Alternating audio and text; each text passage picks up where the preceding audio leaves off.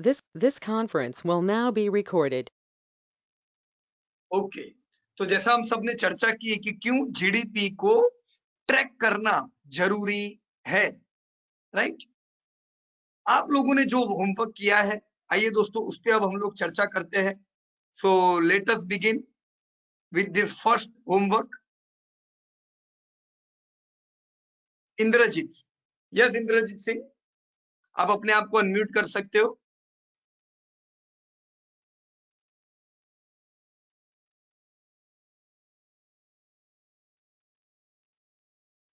Hello. हाँ sir. Yes yes आ रहा है मैं। आ रहा है।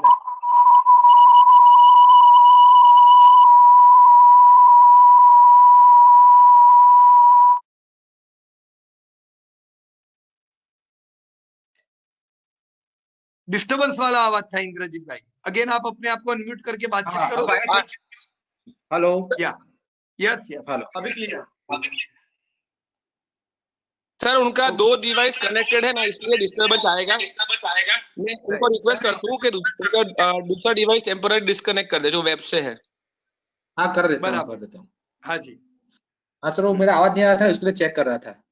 हाँ हाँ राइट, नो प्रॉब्लम, हाँ। कोई बात नहीं। तो क्या होता है कि जैसे मेरा भी मोबाइल से भी लॉगिन रहता है, लैपटॉप से भी लॉगिन रहता है, पर दोनों हाँ, अगर दोनों में से आवाज आएगी तो एक दूसरे को काटेगी आवाज, राइट। नहीं वो बंद कर दिया सर वही। या ओके, चलिए इंद्रजीत भाई, ये मैंने आपका होमवर्क पूरा ओपन कर दिया है। इसमें आप क्या हाँ। मुझे समझाना चाहोगे? क्या आपको समझ में आया? क्या आपको सीखने को मिला? और आपको क्या लगता है ये कहाँ पे काम लगेगा? यस हाँ सर, पहले तो हमने वर्ल्ड हिस्ट्री देखा है जीडीपी का 1960 से सब डेटा लिया है। जीडीपी किस हिसाब से वर्ल्ड का बढ़ रहा है, कौन सी कंट्री का जीडीपी बढ़ रहा है, किसका कितना पार्टिसिपेंट हो रहा है, वो हमने देखा है। और उसमें उसके बाद फिर हमने लास्ट 49 इयर्स का जीडीपी निकाला है कि कौन सी कंट्री कितने रेट से बढ़ रही है। ओके बराबर है। उसके बाद Right. फिर हमने लास्ट 19 इयर्स का डेटा निकाला है। राइट और उसके बाद हमने लास्ट करंट ईयर का भी डेटा निकाला है कि कौन सी कंट्री का कैसा जीडीपी ग्रोथ है। बराबर है। ओके और उसके बाद और उसके बाद हमने ये तीनों का एक एस्टिमेट एवरेज निकाल के अब यहाँ से अगले 5 साल में और 10 साल में कैसा रहेगा, कंट्री वाइज वर्ल्ड वाइज कैसे ग्रोथ रहेगा, वो हमने कैलकुलेट किया है।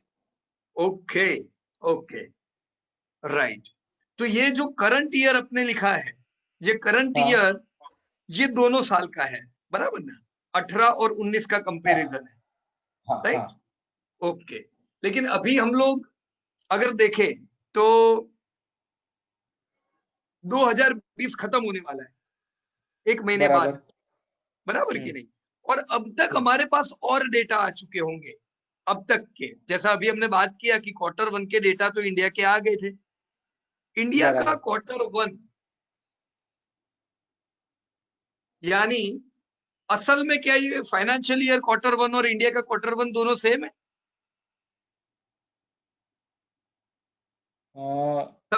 समझे नहीं जो सर, कहने की नहीं। कोशिश कर रहा हूं? ये हाँ 18-19 मतलब जनवरी टू दिसंबर है, बराबर कि नहीं? बराबर है। हाँ तो अब दिसंबर 2020 जो अगले महीने आने वाला है, उस हाँ। समय अपना ये साल खत्म होगा, तो यहाँ पे और एक कॉलम ऐड हो जाएगा 2020 का, राइट। Okay yes. एक महीने बाद, बराबर कि नहीं? बात यहां तक की बातचीत क्लियर है अपनी? Clear clear. तो सिंपल सी बात कर रहे हैं कि ये जो कॉलम है ये कैलेंडर ईयर के हिसाब से जनवरी टू दिसंबर गिनी जाती है, पर हम बराबर। इंडिया में जो बिजनेसेस गिनते हैं वो जनवरी टू दिसंबर से नहीं गिनते। अपन कैसे गिनते हैं? मार्च टू अप्रैल। हाँ, अप्रैल टू मार्च, बराबर ना? इसे हम कहते हैं, एक फाइनेंशियल होता ईयर। है कैलेंडर ईयर और एक होता है फाइनेंशियल फाइनेंशियल। ईयर, है ना? तो अब ये जो बातचीत चल रही है अपनी, ये कैलेंडर ईयर के हिसाब से चल रही है। एक महीने बाद यहाँ 2020 भी आ जाएगा, राइट। बराबर। अब अभी जो हमने कहा कि अपना जीडीपी Q1 में -24% था इंडिया का। बराबर। इसका मतलब ये कैलेंडर ईयर Q1 का था कि फाइनेंशियल ईयर Q1 का था? लॉकडाउन कौन से क्वार्टर में था? लॉकडाउन तो अपना फर्स्ट 3 क्वार्टर होगा ना सर, फर्स्ट क्वार्टर नहीं आधा देखो फर्स्ट क्वार्टर यानी कैलेंडर ईयर के हिसाब से जनवरी, फरवरी, मार्च, मार्च, बराबर। और अप्रैल, मई, जून ये सेकंड क्वार्टर हुआ। तो लॉकडाउन तो कब और था? अपना March lockdown, second quarter. Yes, you are absolutely right. Lockdown था Q2 में, बराबर कि नहीं? बराबर। तो जब हम बात करते हैं Yes. कि 24% जीडीपी टूटा था, तो 24% कब का टूटा था? वो Q1 का नहीं, Q2 का। पर इंडिया में हम क्या कहेंगे? Q1 में जीडीपी 24% डाउन। समझ में आई ना इतनी चीज? ये चीज तो सिंपल है कि नहीं? Simple simple. बराबर ना, कि Q1 जीडीपी 24% डाउन, पर कैलेंडर ईयर के हिसाब से गिने तो 24% डाउन, राइट। अभी Q2 में लॉकडाउन ओपन हो गया, बराबर है। तो लॉकडाउन ओपन हो गया, धंधे सारे वापस खुल गए। Q1 में तो सब फैक्ट्रियां शट डाउन थी। Q2 में सब धंधे खुल गए, सबके बिजनेस होने लगे, शोरूम्स खुल गए, आप सब लोगों की नौकरी, बिजनेस की जगह सब चालू हो गई। अभी क्या लगता है, अब फाइनेंशियल ईयर का जब Q2 आएगा, फाइनेंशियल ईयर Q2 अभी कौन सा था? जुलाई, अगस्त, सितंबर। या उसमें ये -24 से -50% होना चाहिए कि -24% ही रहना चाहिए कि -15 आना चाहिए? क्या कहते हो? -15।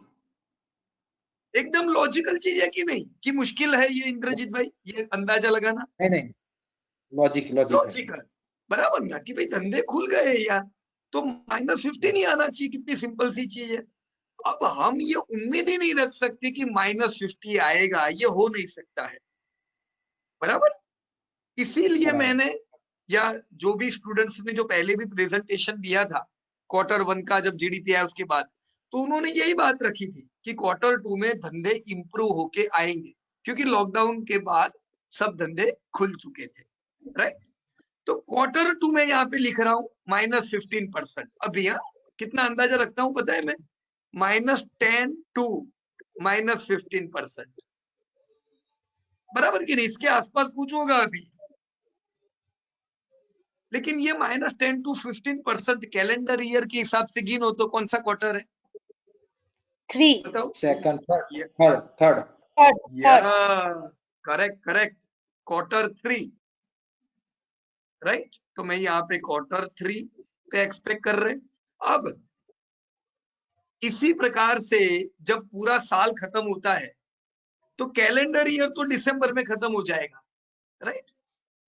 कैलेंडर ईयर Q3 के रिजल्ट आते ही इंडिया के Q3 के हिसाब से खत्म हो जाएगा, राइट। इसीलिए जो बड़े जो रिसर्च हाउसेज है, वो ये कहते हैं कि इंडिया का जीडीपी इस बार -10% जैसा रहेगा। पता चला? क्योंकि वो अप्रैल तक का नहीं गिन रहे, वो मार्च तक का जीडीपी देख ही नहीं रहे। उनका ये कहना है कि -10% इस साल इंडिया रहेगा, मतलब मार्च तक नहीं, मतलब दिसंबर तक, राइट। और अभी कुछ हाउसेस बाहर आए जिन्होंने ये कहा कि भी हम अपग्रेड करते हैं, इंडिया -10 नहीं -7% या -8% रहेगा। हमें यहाँ पे अपनी होशियारी यूज करनी चाहिए कि वो दिसंबर तक की बात कर रहे हैं। अगर हम इंडिया का फाइनेंशियल ईयर देखें जो मार्च का है, तो क्या आप -8% गिनोगे? कैसा रहना चाहिए इंडिया का फाइनेंशियल ईयर के हिसाब से? 4 से 5% हो सकता है शायद माइनस। यस, देखो हम लोग कितने टाइम से क्या कहते हैं पता है? 0 to -5% हो सकता है। ऐसा भी हो सकता है कि 5% प्लस भी हो, 5% to -5% की रेंज में कुछ भी हो सकता है। पर ये -8 तो नहीं रहेगा ना, राइट। ये एक अंडरस्टैंडिंग है जिसको लेके हम सबको चलना है। हर बार जब भी कोई न्यूज़पेपर में नोट आता है तो उसको देख के चिंता व्यक्त नहीं करने की, क्योंकि वो अलग चीज की भी बात करते हैं। यही सारे जो फॉरेन के जो रिसर्च हाउस है वो ये भी कह रहे हैं कि अगले साल आपका जीडीपी 10% प्लस होने वाला है, बराबर कि नहीं? यानी उनका क्या कहना है कि 2021 में जीडीपी अगेन 10% हो जाएगा, यानी ये जो खड्डा होगा 2020 का ये पूरा फिल हो जाएगा, राइट? इसी वजह से हम लोग बाजार में जबरदस्त तेजी देखते हैं, क्योंकि जो खराबी हम लोगों ने देखनी थी वो हमने देख ली। अब अगर जीडीपी टूटेगा यहां से और तो हम नया लो देख सकते हैं। मान लो अभी देखो गुजरात में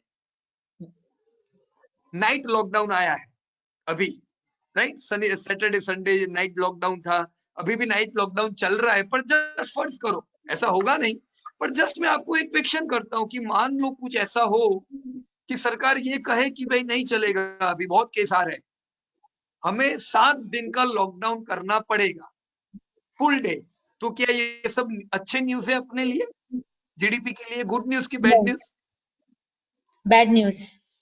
या फिर वो इफेक्ट करेगा, फिर हम सोचते हैं कि जीडीपी इंप्रूव होगा, वैसा नहीं होगा, फिर नेगेटिव इम्पैक्ट आएगा, राइट? वो हेल्थ के लिए हो सकता है गुड न्यूज हो, पर जीडीपी के लिए बैड न्यूज रहेगा, राइट? तो कोई भी रिसर्च हाउस या कोई भी जब अपनी बात रखते हैं, आप अपने लॉजिक को भी साथ में रखिए, ताकि खाली और खाली हम लोगों को पढ़ के ये अंदाजा नहीं लगा सकते, हमें भी थोड़ा अपना रिसर्च ऐड करना है, राइट? जहां पे जो आपने करंट ईयर लिखा है, राइट, मैंने जो आप लोगों को सिखाया ये करंट ईयर 18-19 का सिखाया था, लेकिन अब करंट ईयर आपका ये 2%, 3%, 4%, ये डेटा कौन सा आना चाहिए? कौन बताएंगे मेरे को? 2020। या तो अभी इंद्रजीत भाई के डेटा के हिसाब से, अभी इन्होंने मेरे को ही कॉपी किया है, लेकिन मैं बता दूं, हमने इंडिया का कितना एस्टिमेट किया हुआ है? 6%। लेकिन ये तो जनवरी की बात थी, फिर कोरोना आया, लॉकडाउन आया, तो ये 6% इस साल का सही डेटा है? नहीं, गलत है? गलत है ना? तो ये करंट ईयर, ये आप डेटा कहां से लोगे कि भी इस साल क्या चल रहा है? Yes anybody, from where we can take this current year exact data? From NSC. नहीं, एनएफसी को तो जीडीपी से कोई लेना देना ही नहीं है मैडम, वो लोगों को तो खाली भाव से लेना देना है। तो they will only give you prices of companies. GDP का डेटा आप लोगों ने ये डेटा कहां से लिया? पुराना डेटा वर्ल्ड बैंक से लिया ना, तो वहीं से आप करंट ईयर ग्रोथ का डेटा ले सकते हो, आप आईएमएफ से ले सकते हो। अभी क्या करना, आप मीटिंग खत्म होने के बाद या कल आप आईएमएफ की वेबसाइट थोड़ी सर्च करो, राइट? वर्ल्ड बैंक की साइट थोड़ी सर्च करो और देखो करंट ईयर कौन सी कंट्री के क्या हाल है, और उसके हिसाब से करंट ईयर में अगर डेटा लगाओगे तो 2020 भले बाद में आए, दिसंबर के बाद आए, पर आप अभी से कह सकते हो कि 2020 में कौन से कंट्री की जीडीपी कितनी होगी। बोलो, कह सकते हो कि नहीं कह सकते हो? कह सकते हैं। It's simple. मान लीजिए इंडिया का, जैसा अभी हमने डिस्कस किया कि भी करंट ईयर -10% का एस्टिमेशन है, तो सीधी बात है 2020 अगर मैं इधर ऐड करूंगा तो मेरा डेटा तो -10% हो जाएगा ना, right? So you can estimate in this way what will be the GDP of different countries in 2020, बराबर है? आपने इंद्रजीत भाई जो 2025, 2030, 2045 किया ना, ये सब बिल्कुल सही है, लेकिन करंट ईयर में गड़बड़ हो जाएगी, बराबर है? yes. तो ये मैंने इसलिए बताया ताकि कभी भी कोई भी डेटा पे जब स्टडी करते हो तब आप इस प्रकार से काम कर सकते हो। हाँ सर, एक क्वेश्चन था। हाँ कहिए। हेलो, हाँ सर, मैं तो फिर मैं ये सर, ये जो बड़े जो जीडीपी का जो ग्रोथ 2030, 35 का जो डेटा देते हैं हमको कि इतना होगा, तो वो सर कैसे ढूंढते हैं वो लोग? ऐसे ही ढूंढते हैं ना, जैसे आपने ढूंढा है। आपने क्या ढूंढा है 2025? 2025 में आपने देखो क्या बताया है, आपके डेटा के हिसाब से हाँ। मैं बताता हूँ कि इंडिया का जीडीपी 4.5 ट्रिलियन हो जाएगा, बराबर है। बराबर। अब अगर आप याद करो तो पिछले साल सरकार क्या कहती थी कि 2025 में इंडिया किधर पहुंचेगा? 5 ट्रिलियन, अरे 3 5 ट्रिलियन, ट्रिलियन। तो 5 मतलब ट्रिलियन। उनको ये तो पता ही था कि 4.5 ट्रिलियन तो होने वाला है, ये तो इंद्रजीत भाई की शीट में है, तो क्या सरकार की स्प्रेडशीट में नहीं होगा? उनको पता था 4.5 ट्रिलियन तो यार अपने पहुंचने ही वाले है। पर 5 ट्रिलियन अगर थोड़ा बड़ा टारगेट दे, थोड़ी और मेहनत करेंगे तो अपन 5 ट्रिलियन भी पहुंच जाएंगे। तो ये बहुत मुश्किल गोल नहीं था, हमें खाली आधा ट्रिलियन और मेहनत करनी थी। पर बीच में अभी कोरोना आ गया, तो कोरोना ने एक साल एक अपने को नुकसान कर दिया है। अब मुश्किल हो गया है गोल, बराबर कि नहीं? पर आप अगर बराबर। पुराने डायलॉग्स देखो सरकार के, बराबर, तो वो डायलॉग प्रॉपर थे कि we will reach 5 trillion. So they were not खराब डेटा नहीं थे उनके, प्रॉपर देखो जो आपने डेटा एस्टिमेट किए वही थे। और वो ये नहीं कह रहे थे, सरकार नहीं कह रही थी, इवन आईएमएफ ये कहती थी कि अब आने वाले समय में इंडिया 8% से ज्यादा का ग्रोथ करेगा। तो हम देखेंगे इंडिया को 2025 तक 5 ट्रिलियन। तो आईएमएफ भी ये प्रेडिक्ट कर रही थी। वो क्यों कर रही थी पता चला आपको? ये जो भी रिसर्च एजेंसी होती है, ये पुराने डेटा को ध्यान में लेते हैं, उसमें करंट सिनेरियो ऐड करते हैं और फ्यूचर प्रेडिक्ट करते हैं। क्लियर हो गया? बराबर। जैसे मेरे पास रिपोर्ट आया, वो रिपोर्ट के हिसाब से किसी के ब्लड का सैंपल देखने के बाद पता चला कि भी इनको डायरिया है, एक प्रॉब्लम है, राइट? अब अगर वो दवाई खा रहे हैं, वो रिकवर हो जाएंगे, तो मैं प्रेडिक्ट कर सकता हूँ दोस्त 4 दिन बाद तेरी बीमारी निकल जाएगी। तो मैंने फ्यूचर एस्टिमेट लिया, राइट? तो हर एक एस्टिमेशन के लिए दो चीज काम लगती है, एक रॉ डेटा पुराना और एक करंट सिनेरियो। अगर करंट सिनेरियो में दवाई नहीं खाएंगे तो ये ठीक नहीं होने वाले, राइट? क्लियर? Clear clear. तो आपने अपने डेटा में जो बताया है 2030 2035 2030 में आपने क्या प्रेडिक्ट किया इंद्रजीत जी? इंडिया 4th हाईएस्ट हो जाएगा, 4थे नंबर पे आ जाएगा अपना इकोनॉमी। बराबर, राइट। आपने इंडिया का प्रेडिक्शन लिया हुआ है 4th, जापान का प्रेडिक्शन लिया हुआ है 3rd, मतलब अभी इंडिया 5वें नंबर पे है। अब आप चिल्ला के कह सकते हो कि नहीं माइक में कि India will be 4th largest economy, बराबर। राइट? डेटा पे कॉन्फिडेंस रखने का, डेटा कह रहे तो आप कर सकते हो। अब अगर ये ग्रोथ मेंटेन रहता है, ये दो चीज इसमें इंपॉर्टेंट है। कौन सी दो चीज? आपने कैसे प्रेडिक्ट किया कि इंडिया जर्मनी को टक्कर मारेगा? दो चीजों के कारण। एक मिनट, यहाँ जर्मनी का डेटा देखने दो। एक तो आप ये कहते हो कि जर्मनी 2% से बढ़ने वाला है आने वाले 10 साल में, और इंडिया 8% से, राइट? अब अगर इंडिया 8 के बदले मान लो 5% से बढ़ा और जर्मनी 2 के बदले वो भी 5% से बढ़ा, तो क्या इंडिया टक्कर मारेगा? नहीं नहीं नहीं, तो फिर जर्मनी तो आगे ये रहेगा। सारी चीजें आपको पता रहेगी। अब जैसे जैसे देखो 2020 के डेटा आएंगे, 21 के डेटा आएंगे, आप अपना जो एस्टिमेट है उसे एडजस्ट कर सकते हो कि नहीं कर सकते हो? कर सकते हैं। राइट? So it's simple. मैं ये बरसों से कर रहा हूं, मैं खाली इसमें ये साल नए नए ऐड करते रहता हूं। मैं कब से कर रहा हूं? सिंस 2011।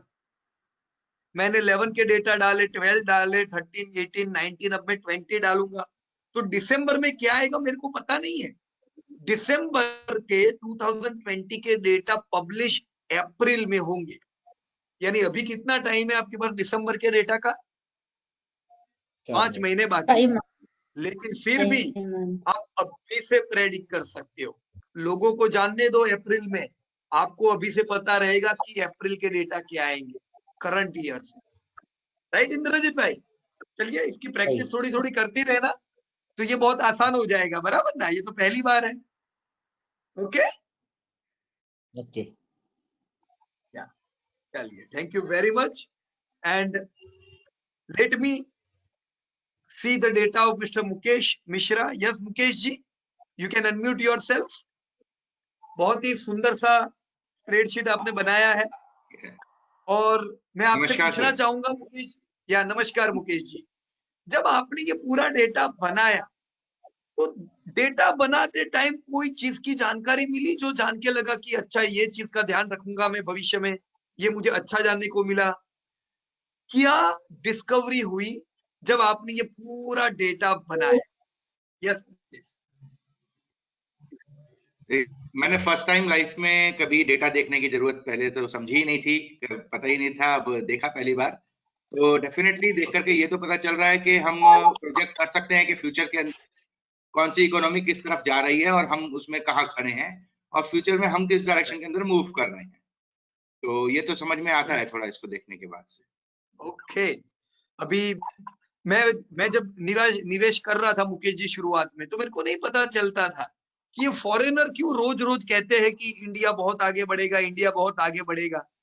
पर देखो ये डेटा ने वो क्लियरिटी कर ली कि क्यों ये IMF और वर्ल्ड बैंक वर्षों से कह रही है India would be one of the top economy, बराबर की नहीं? जी यहाँ पे हाँ जी, हाँ जी। अभी के डेटा के हिसाब से नाइजीरिया अच्छा ग्रोथ करेगा, ऐसा आपने बताया। नाइजीरिया सर आपकी देखने दो वॉइस मेरे को कितना ग्रोथ है आपका? 10% ग्रोथ एस्टिमेट किया है आपने। ये साल भी 13% का हाँ जी। एस्टिमेट रखा हुआ था। अब यहाँ पे मेरे को जी हाँ एक नोट देने दो कि जो वर्ल्ड आपने 3% सोचा था वो इस साल -5% है, बराबर? तो अगर दुनिया का जी ग्रोथ हाँ जी 3 हाँ के जी बदले -5 है, इसीलिए इंडिया का 6 के बदले -10 है और नाइजीरिया जो आप 13% से एस्टिमेट कर रहे थे वो खाली 2 या 3% से बढ़ेगा।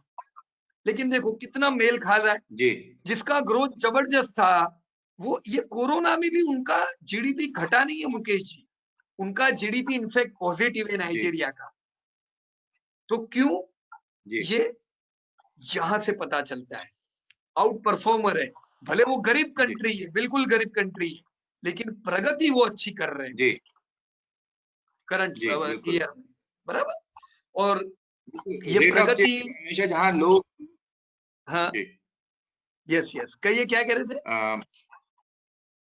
मैं बोल रहा हूँ कि रेट ऑफ चेंज तो हमेशा जो लोअर लेवल होता है उसका हमेशा रेट ऑफ चेंज ज्यादा होता है और जब जब हम हाई लेवल पे जाते हैं तो फ्लैटर होने लगता है अपने आप, वैसे भी उसका रेट जो होता है।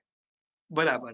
देखो बिल्कुल ऐसा भी नहीं है मुकेश भाई, नहीं तो देखो ऐसी कई कंट्रीज है जो बिल्कुल गरीब है पर अभी भी उनका ग्रोथ नहीं हो रहा है। लेकिन ग्रोथ का जी लेना देना किसके साथ है पता है? इसके साथ, यहाँ पे मैं लिख रहा हूं डेमोग्राफिक। जी डेमोग्राफिक यानी जो कंट्री में यंगर पॉपुलेशन, जी जो कंट्री यंग है उनका ग्रोथ जबरदस्त होता है। अब जैसे जापान का ग्रोथ क्यों कम हो गया? क्यों? आपने 2% का ही जी एस्टिमेट लिया है और आने वाले समय का एस्टिमेट 2 से भी खराब है मुकेश भाई। ये लगता है कि जापान जी 0% से ग्रोथ करेगा, राइट? इसीलिए जापान जी के प्राइम मिनिस्टर ने बताया कि भाई 2025 तक इंडिया जापान से आगे निकलने वाली है। वो जीरो जी क्यों? क्योंकि उनका पॉपुलेशन कौन सा है? बहुत ओल्ड उनकी एज पीपल है वहां पे। ओल्ड एज पॉपुलेशन है। तो ओल्ड एज जी पॉपुलेशन में हाई प्रोडक्टिविटी, हाई कंजप्शन नहीं एक्सपेक्ट कर सकते हैं, बराबर? जी अब जी नाइजीरिया जो है हाँ, ना, आपने जो हाई ग्रोथ बताया, आपको नाइजीरिया का एवरेज एज पता है कितना है? नहीं मालूम नहीं। हम कहते हैं इंडिया यंगेस्ट इंडिया तो मेजर शायद इकोनॉमी। क्या है, कितना है इंडिया का? इंडिया 30-32 के आसपास है एवरेज एज इंडिया का, तो या तो हम कहते हैं 30-32। कि इंडिया तो यंगेस्ट मेजर इकोनॉमी है, तो नाइजीरिया का कितना होना चाहिए? नाइजीरिया का 20-22 होना चाहिए अगर वो यंगेस्ट है तो। हाँ देखो, देख लेते हैं अपने यहीं पे आपके सामने ही। मैं गूगल ओपन करता जी हूँ और गूगल से क्वेश्चन पूछते हैं, भैया what is the average age of Nigeria? कितना है? 18 इयर्स। 18, राइट? तो नाइजीरिया, जी बांग्लादेश, ये सब कंट्री जी। करीब है, उनकी जीडीपी बहुत छोटी है, मतलब हम उनको कंपेयर नहीं कर सकते इंडिया के साथ, पर वो भी यंग है हाँ जी। और इसीलिए वो लोग भी जबरदस्त ग्रोथ कर रहे हैं। रवांडा है, नहीं? इंडिया जी। मेजर इकोनॉमी में यंगेस्ट है। मेजर इकोनॉमी मतलब कौन सी इकोनॉमी हुई मिश्रा जी? जो वर्ल्ड की टॉप लेवल की जो इकोनॉमीज हैं, जिनकी जीडीपी हाई बड़ी लेवल है, इकोनॉमी बिल्कुल। या जी। बड़ी इकोनॉमी में जब हम ये कहते हैं ना कि भाई इंडिया सबसे यंग मेजर इकोनॉमी है, यानी जो बड़ी इकोनॉमीज है उसमें कोई कंट्री यंग नहीं है, पर इंडिया सबसे यंग है। हमसे यंग बांग्लादेश है, हमसे जी। यंग नाइजीरिया है, पर वो मेजर इकोनॉमी नहीं है, वो बहुत छोटी जी। छोटी इकोनॉमीज है। तो ग्रोथ तो वो भी करने वाली है, पर हाँ जी। फिर हाँ भी जी। वो लोग टॉप 10 में इतना जल्दी नहीं आ सकते, उनको तो बहुत टाइम लगेगा। पर इंडिया जी। पे हम जी। एस्टिमेट क्यों रखते हैं? बिल्कुल। क्योंकि इंडिया का जीडीपी ऑलरेडी बड़ा है और यंग है, राइट सर? जी। ओके, हाँ जी। तो आपका ये जो एस्टिमेट है आपने बढ़िया बनाया है, और मैं उम्मीद रखता हूं कि आपके इस एस्टिमेट के हिसाब से इंडिया चौथे नहीं पर तीसरे नंबर पे जरूर आ जाए 2025 तक, राइट सर? जी। और अगर भारत तीसरे नंबर की इकोनॉमी बनता है तो पैसा बनना ही है शेयर बाजार में। फिर जी। ऐसा हाँ जी। एकदम सिंपल सी चीज है, इंडिया कब थर्ड पे आएगा? जब अपनी ये जो आज की जो कंपनी है उनके धंधे बढ़ेंगे। तो अगर उनके धंधे बढ़ेंगे तो आपके पैसे तो जी। बनने ही है, राइट सर? हाँ ओके, जी। हाँ जी। So thank you very much Mukesh ji, and we have seen your data. बढ़िया आपने काम किया है। Let us talk with Jayshree Rane. Yes Good Jayshree evening, sir. Madam. Yeah good evening madam. Let me check your data. Actually, I have done the same mistake. मैंने वो okay, 2019 ही किया है, वो करंट ईयर का एक्चुअली। अच्छा, राइट, हाँ ओके, नो प्रॉब्लम। लेकिन इतना तो पता चला मैडम, देखो ये आपका अभी अधूरा काम है, हाँ हाँ बराबर ना? अभी बराबर। आपने एस्टिमेट नहीं निकाला कि अरे निकाला है ना यहाँ पे, ओके, निकाला है 2025 और 30 का एस्टिमेट, राइट? ओके, यस, क्या कह रहे थे मैडम यहाँ पे आप? करंट ईयर 2020 करना चाहिए ना कैलकुलेशन के लिए। या 2019 करेक्ट, से किया है लेकिन फिर भी कैलकुलेशन।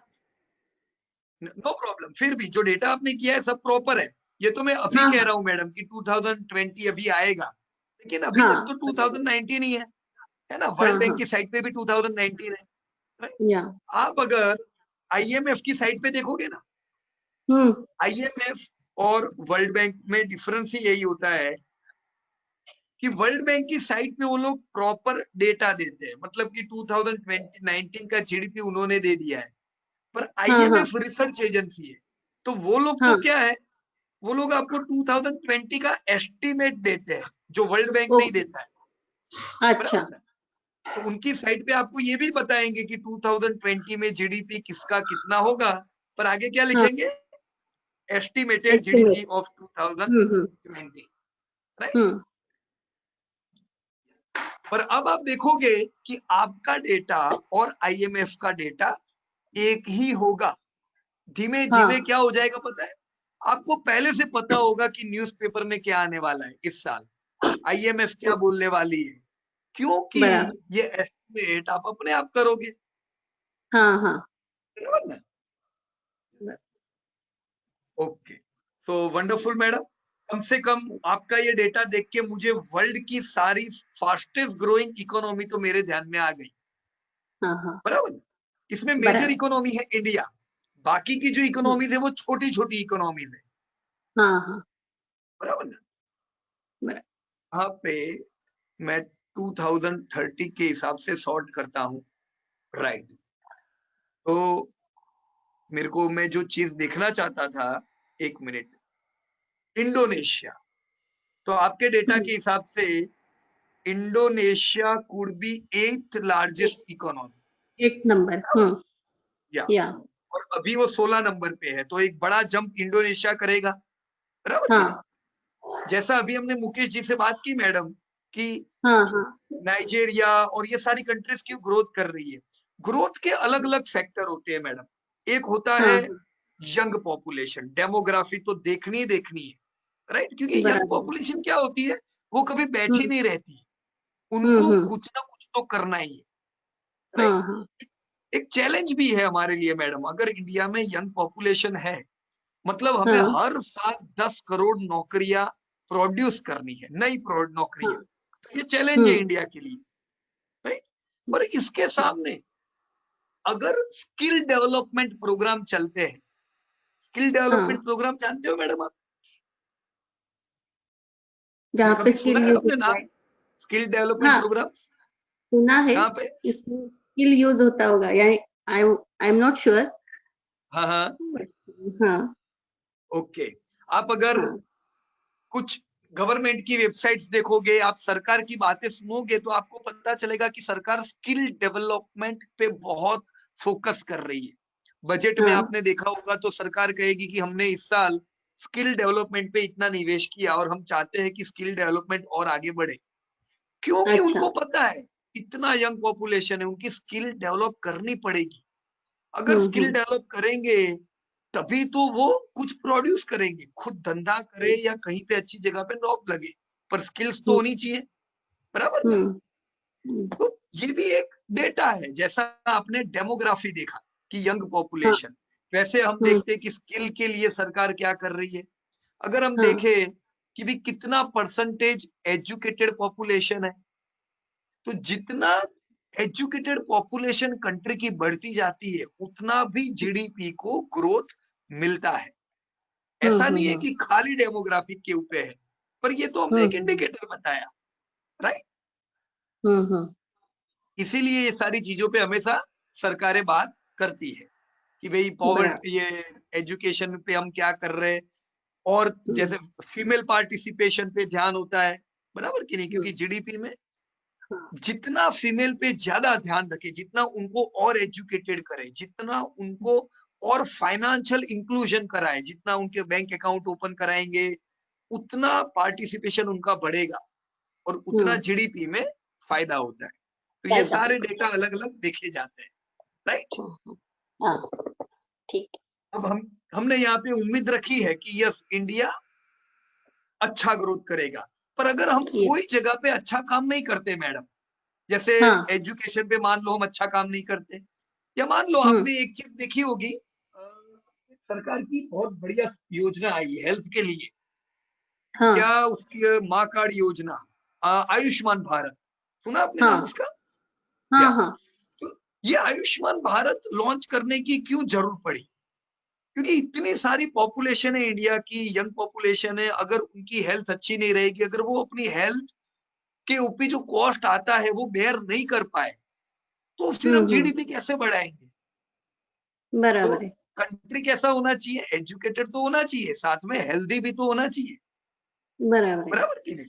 तो अलग अलग हम्म चीज है, मान लो हम कोई जगह पे फेल होते, हम स्किल डेवलप अच्छी नहीं कर पाते, तो उसकी हाँ इफेक्ट सीधी हाँ कहाँ पे पड़ेगी? जीडीपी पे पड़ती है, जीडीपी पे, बराबर है। हम्म हम्म ओके, बराबर, so okay, thank you very much, and thank you, your data are high clear, और मैं उम्मीद रखूंगा मैडम कि इस डेटा को आप कंटिन्यू अपडेट करें, बराबर है। Okay okay okay, thank you very much Jayshree madam. Thank you, mister Sudhanshu Pradhan,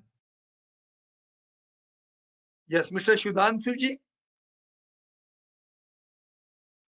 late me check, शायद सुधांशु जी मीटिंग में नहीं है हमारे साथ, no problem, but the data which he have created, yes Sudhanshu ji आपने बढ़िया डेटा बनाया है, इसी प्रकार से डेटा को मेंटेन कीजिएगा, it is going to help you too much, right. Deepak भाई, मिस्टर दीपक शेलके, यस, मैं भूल गया, दो दीपक है ना, तो मेरे को भी सरनेम के साथ बोलना पड़ेगा, यस दीपक शेलके, आप अपने आप को अनम्यूट कर सकते हो।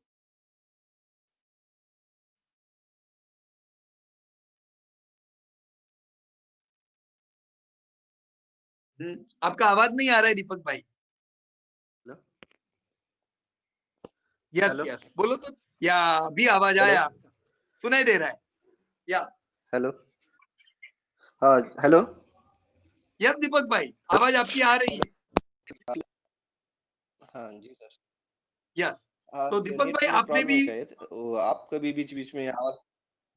ओके, हाँ जी सर, जी सर।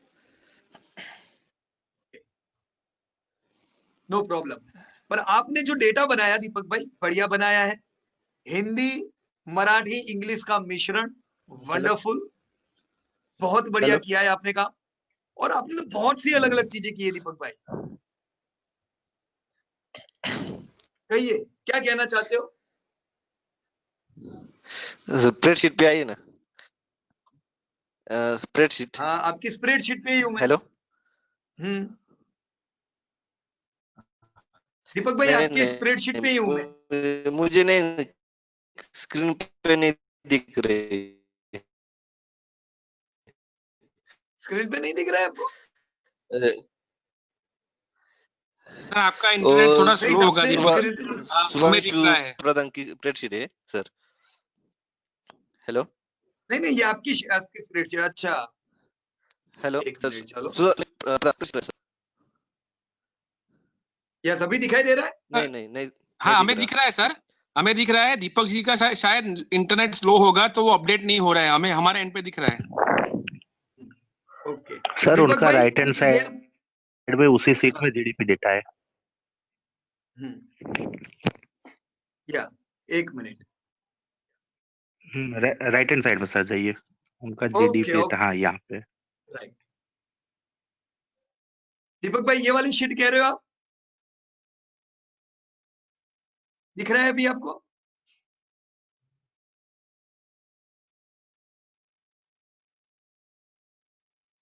नहीं, आवाज नहीं आ रहा है दीपक भाई।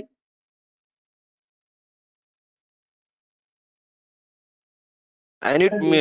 हाँ हेलो हेलो हाँ बोलो। हेलो। Yes yes. हाँ हाँ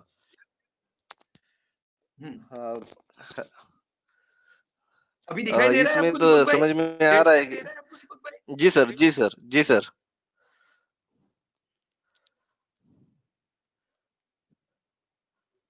हेलो कहिए क्या काम किया और क्या समझ हेलो। में आया। सर इसमें तो ये समझ में आ रहा है कि इंडिया 2030 में 4 नंबर में आएगी, और 2040 या 40 में 3 नंबर पे आएगी। हेलो ओके, बढ़िया हेलो। काम किया है आपने दीपक भाई, हाँ जी। गुड। हाँ 2024 24 तक, आपने 30 तक है ना, 3 नंबर पे आएगी। ओ सर, वो राइट। फिल्टर नहीं हो रहा है ना सर। हेलो। हाँ, क्या फिल्टर नहीं हो रहा है। ओ ये जो रैंक रैंक है ना, वो हाँ, फिल्टर करना चाहता था, वो फिल्टर नहीं अच्छा हो रहा देखने था। दो मेरे को। आपने एक ही शीट में इतना सारा चीजें किया हुआ है ना, इसलिए थोड़ा ऐसा हो रहा है। अलग अलग शीट बनाने की ऐसा हो तो देखने दो, मैं ट्राई करता हूँ यहाँ पे। ओके चलिए, इसको मैं यहाँ से लेके यहाँ तक, ओके होना चाहिए, ट्राई करने दो। नहीं नहीं, मेरे पे ना ऑप्शन नहीं आ रहा है ना वो फिल्टर का, तो वो दिक्कत दिक्कत आ रही थी। नहीं, फिल्टर का ऑप्शन यहाँ ऊपर आएगा ही। ये देखो मैंने फिल्टर किया अभी, हाँ हाँ राइट। और आपने 2030 के हिसाब से ही फिल्टर करके रखा हुआ है। हाँ हाँ। ओके करने दो, चलो हो गया 2030 के हिसाब से फिल्टर। अब क्या है डेटा आपका। यस। हेलो। ಇದು पूरा में कॉपी शीट 2025 है ना, तो 2025 में। हेलो। हाँ 2025 का करता हूँ फिल्टर, ठहरो। ये मैंने 2030 का किया हुआ है। ओके, ये 2025 का किया। बताओ यहाँ पे क्या क्या डेटा कहता है आपका। वो दिख नहीं रहा ना मुझे वो। कोई बात नहीं, देखो आपने ये जो डेटा बनाया है, अभी मैंने 2025 कर दिया, राइट। आपके डेटा के हिसाब से इतना क्लियर है कि इंडिया का ग्रोथ कैसा और कैसे होगा। मेरे को एक चीज बताओ दीपक भाई, यहाँ पे हम लोग जब पिछले साल मिले थे पूना में, लास्ट ईयर, राइट, उस समय इंडिया 7वें नंबर पे था। मैंने कौन सा डेटा देख के वो भरी मीटिंग में बताया था कि भी इंडिया 5वें नंबर पे आ जाएगा 2019 में, और इंडिया आ गया। वो मुझे क्यों कॉन्फिडेंस था, मैंने क्या देखा होगा पिछले साल? World bank GDP data growth यही देखा था, है ना, यही चीज जो भी जी आपके सर। सामने है ना। देखो जी सर। 2019 के हिसाब से मैं वापस अभी एक बार इसको कर देता हूं। ओके, देखो लास्ट ईयर जब हम मिले थे तो मैं एक चीज जानता था कि इंडिया 8% से बढ़ रहा है, राइट, और इंडिया यहाँ पे था। फ्रांस और यूनाइटेड किंगडम का ग्रोथ कितना है आपके डेटा के हिसाब से? देखो ये आप ही का डेटा है। फ्रांस और यूके 3% से बढ़ रहे थे, राइट, और इंडिया 8 to 10% से बढ़ रहा था। अब जीडीपी फ्रांस, यूके और इंडिया तीनों का एक जितना था, तो इतना तो अभी लॉजिक लगाना सिंपल था कि नहीं, कि इंडिया का ग्रोथ इस बार ऐसा आएगा कि 2019 में इंडिया ये दोनों कंट्री को टक्कर मार के आगे निकलेगा। ये यहीं से पता चल रहा था और ऐसा ही हुआ। देखो जब मैं आया पूना तब ये जीडीपी का डेटा था, इंडिया का जीडीपी ये था 2019। अब जब आप देख रहे हो तो देखो ये जीडीपी है। क्यों? क्योंकि इसमें इंडिया का ग्रोथ ऐड हुआ। तो एस्टिमेट करना बहुत मुश्किल भी नहीं है, कर सकते हैं अपन एस्टिमेट, राइट। मेरा ये कहना है भरोसा रखो इंडिया पे, इंडिया का ग्रोथ बढ़िया रहेगा। 2030-35 तक हम लोग बढ़िया चलने वाले हैं। इंडिया 10 ट्रिलियन भी पहुंचेगा, तो पैसा बनने से कोई रोक नहीं सकेगा। हाँ, बीच में प्रॉब्लम आएंगे दीपक भाई। प्रॉब्लम मतलब कुछ ना कुछ हो सकता है जिसकी वजह से जीडीपी डाउन हो जाए। जैसे इस साल कोरोना की वजह से जीडीपी डाउन हो गया तो प्रॉब्लम आया, तो फिर एक साल आपका बाजार भी गिरा। और परमानेंट क्या है?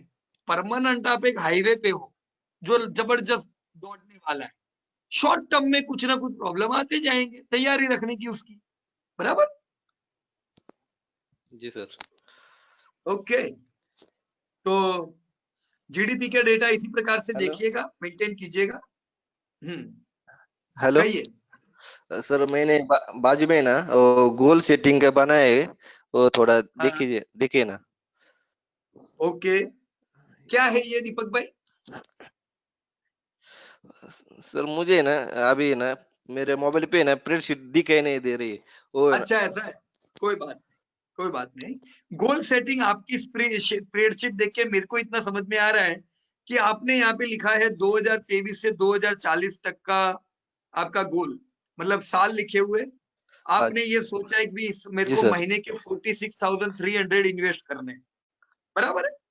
और आपने ये अंदाजा लगाया जी कि सर। उसका वैल्यूएशन करीबन 5 करोड़ हो जाएगा, बराबर ना? 2040 आते हैं। एक मिनट, ये डेसिमल निकाल देने के, हमेशा डेसिमल रखोगे तो थोड़ा कंफ्यूजन रहेगा। निकाल दिए मैंने, तो बराबर बनाया ना आपने, एकदम कंप्लीट है। हाँ सर, आपने जो मैंने क्यूरी डाली थी ना, तो आपने वो हाँ, मैसेज किया था, मगर वो राइट। इंग्लिश में था ना, तो मुझे थोड़ा वो ओके, समझ में नहीं आया। अच्छा अच्छा, जी सर। बराबर नहीं, पर परफेक्ट बनाया आपने कि 46,300 सर आप पण हर महीने का इन्वेस्ट करोगे तो ये 5 करोड़ तक की आपकी वैल्यूएशन हो जाएगी, राइट। आपका 1 करोड़ रुपया सर निवेश होता है। बोलो। सर पर ईपीएस और डिविडेंड वो कैसे होता है वो देखो अर्निंग और डिविडेंड? समझा देता हूँ। आपकी वैल्यू अगर 5 करोड़ रुपया है, राइट, अगर 5 करोड़ जी की सर। वैल्यू है अगर आपकी, तो जनरली ये देखा जाता है कि जो भी वैल्यू होती है उसके 4% की अर्निंग होती है, 4%। यहाँ पे मैंने 4% डाल दिया। 4% अर्निंग मतलब, देखो अभी हम लोग इस चैप्टर पे आए नहीं है, इसलिए आपको अनक्लियरिटी होगी। धीमे धीमे ये क्लियर हो जाएगा। लेकिन कोई भी एक कंपनी बोलो मेरे को जो आपने ली हुई है, जो आप जिसका आपने डिलीवरी लिया हुआ है? सर वो बाजू में मैंने वो कि जितना से उतना प्रॉफिट है ना, और हाँ बाद में कंपनी का नाम लिखा है मैंने, मेरे स्प्रेडशीट में लिखा है वो, हाँ, अभी है ना अच्छा जो यहाँ पे ये स्प्रेडशीट ना, गुड उसमें। गुड, बढ़िया, हाँ, राइट। अभी देखो यहाँ पे तो अमरा राजा बैटरी है, राइट। अमरा राजा बैटरी आपने तो पूरा हिसाब कर दिया है, लेकिन यहाँ पे मेन चीज बाकी है, ईपीएस किधर है? ईपीएस इसका ईपीएस नहीं डाला। वही, वो जरूरी है ना, ईपीएस ही तो आपकी अर्निंग है। ये सब तो देखो ग्रोथ का डेटा है, ये बाद में आएगा। मेन चीज क्या है, आपने जो अमरा राजा लिखा ना, देखो मैं बता देता हूँ यहाँ पे, ये अमरा राजा बैटरी, राइट। अमरा राजा का रिजल्ट मैंने ओपन किया, कितना प्रॉफिट कर रही है अभी? 661 करोड़, बराबर है, पिछले साल का प्रॉफिट। ये किसका है 661 करोड़?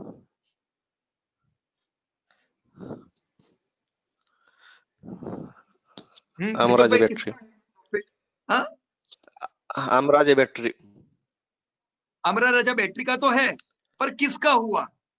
ये हाँ। पैसा किसको मिलेगा? शेयर होल्डर्स, शेयर होल्डरों को, राइट। अब आपके पास एक शेयर है, मान लो अमरा राजा बैटरी का, बराबर, तो आपके हिस्से पे 660 करोड़ में से कितने रुपए आते हैं? ये 39 रुपीज। तो अमरा राजा बैटरी ने भले 600 करोड़ का प्रॉफिट किया है, पर आपके हिस्से कितना आने वाला है? इस साल की आपकी अर्निंग कितनी हुई? 38.69, यानी करीबन 40 रुपया। कितना हुआ? 40। तो आपको ये ध्यान में रखना चाहिए कि आपके पास अगर एक शेयर पड़ा हुआ है 890 रुपए का, कितने का? 890 रुपया उसका भाव है।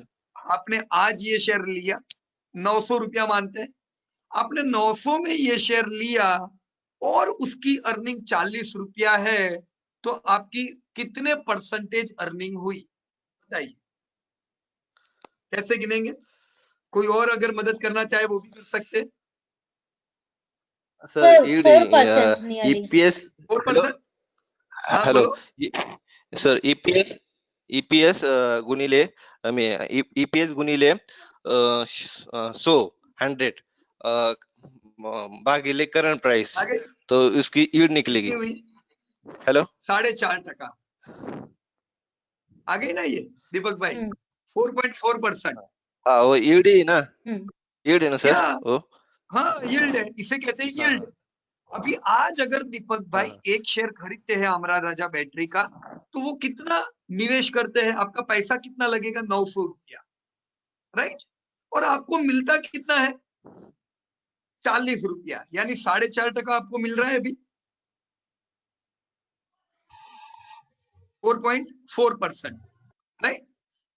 ये आपकी यील्ड हुई। अब आज एफडी कितना दे रही है? फिक्स डिपॉजिट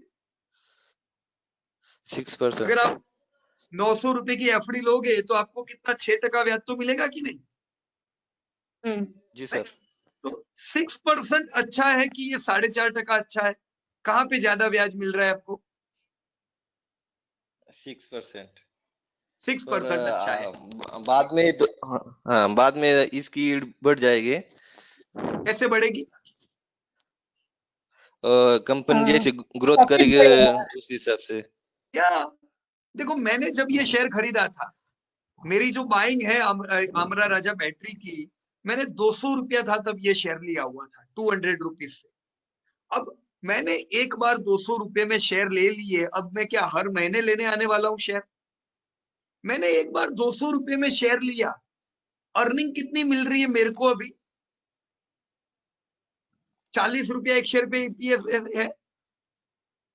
तो 200 रुपया लगाया, आज मेरे को 40 रुपया मिल रहा है, यानी मेरे को कितना ब्याज मिल रहा है? कैसे गिनेंगे? कितना मिल रहा है ब्याज मेरे को? 20%। क्लियर? ये क्यों मिला मेरे को 20%? क्योंकि मेरे को टाइम हो गया, मैंने 5 साल पहले लिए हुए थे, कंपनी के प्रॉफिट बढ़ते गए, तो आज मेरे को 20% मिल रहा है। अब यही कमाल है शेयर बाजार का। कि मैं अगर मेरे शेयर को रहने देता हूं तो समय आएगा जब मेरे को 100% भी मिलने वाला है, राइट। जितना निवेश किया मैंने 200 रुपए में आमरा राजा लिया और 200 मेरे को हर साल मिलेगा, पर इन चीजों को टाइम लगता है, मिनिमम 12-13 साल इस प्रोसेस में लगते हैं। लोगों को इस पे तो ध्यान ही नहीं है, राइट। लोगों को लगता है 6%, पर ये 6% डायनेमिक नहीं है, फिक्स है। फिक्स सिक्योरिटीज में जो ब्याज मिलता है उतना ही रहता है, तो मैं 30 साल बाद भी मेरे को 6% मिलने वाला है। पर शेयर बाजार में अगर मैंने ग्रोइंग कंपनी में निवेश किया है तो मेरा इनकम बढ़ता रहता है, राइट। अब इस चीज के ऊपर दीपक भाई आज बात नहीं करेंगे, इसका जब सही समय आएगा तब इसके ऊपर चर्चा करेंगे, बराबर है। अभी हम इसको यहीं पे ब्रेक लगा देते हैं। Hello sir.